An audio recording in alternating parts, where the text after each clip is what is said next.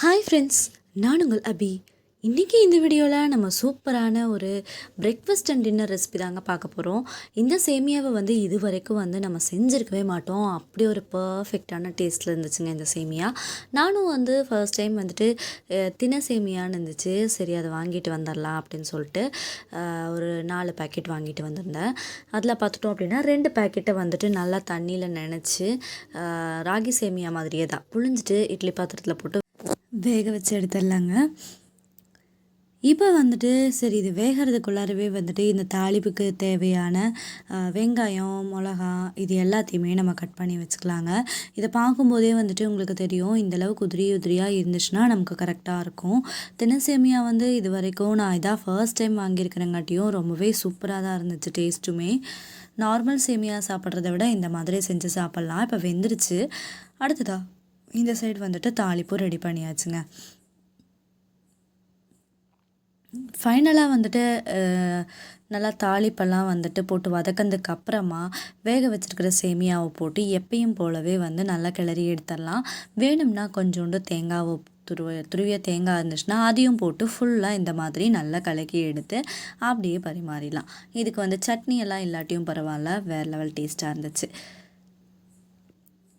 அடுத்ததாக இப்போ எல்லாத்துக்கும் ஒரு ஃபேவரட்டான ரெசிபி தான் பார்க்க போகிறோம்.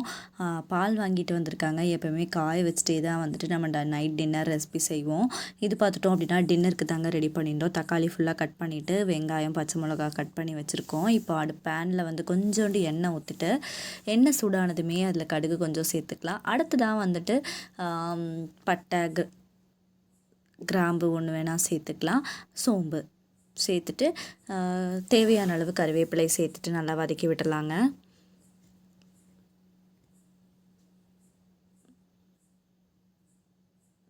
அடுத்ததாக நம்ம கட் பண்ணி வச்சுருக்கிற வெங்காயம், பச்சை மிளகா இது எல்லாம் சேர்த்து நல்லா மிக்ஸ் பண்ணி விட்டுலாம். எப்பயுமே நம்ம வீட்டில் பார்த்துட்டோம் அப்படின்னா மோஸ்ட்லி இந்த சப்பாத்தி, பூரின்லாம் செய்யும்போது இதே மாதிரி ரெசிபி தான் செய்வோம். வெளியில் எங்கேயாவது கிளம்புறோம் அப்படின்னம்னா கூட இந்த தக்காளி சாப்ஸை நம்ம எடுத்துகிட்டு போயிடலாம். இப்போ நம்ம கட் பண்ணி வச்சுருக்கிற தக்காளி எல்லாம் சேர்த்துட்டு இதில் கொஞ்சோண்டு மஞ்சள் தூள் சேர்த்துக்கோங்க. அதுக்கப்புறமா ஒரு ஸ்பெஷல் இன்க்ரீடியண்ட் அப்படின்னே சொல்லலாம். இதை ஆட் பண்ணி செஞ்சிங்கன்னா வேறு லெவல் டேஸ்ட்டாக இருக்கும்.